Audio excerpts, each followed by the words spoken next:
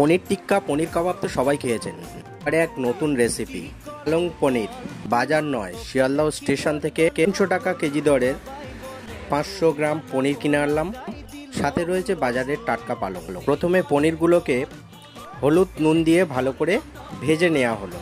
তারপরে গরম তেলে আদা রসুন ও পেঁয়াজ দিয়ে একটু ভালো করে নেড়ে নিয়ে পিষে নেওয়া হলো। না হামানদিস্তে নয়, মিক্সিতেই পিষে নেওয়া হলো। এবারে সিদ্ধ পালং ও দুটো কাঁচা লঙ্কা দিয়ে আবার পেস্ট করে নেওয়া হলো। তারপর গরম তেলে এলাচ, তেজপাতা, ধনে, শুকনো লঙ্কা ও পেঁয়াজ বাটার পেস্টটা দিয়ে ভালো করে নেড়ে নিতে হবে। টমেটোর পেস্ট আবার নেড়ে নেবেন। তারপরে পালং শাকের মিক্সটা নিয়ে তাতে দিয়ে ভালো করে জল দিয়ে ঘেঁটে নেবেন। এরপর ঢাকা দিয়ে বেশ খানিকক্ষণ গরম করবেন। তারপর সেটাতে পনির দিয়ে দেবেন। আবার ঢাকা দিয়ে আবার গরম করবেন, ভালো করে ফুটিয়ে নেবেন। ব্যাস রেডি পালং পনির।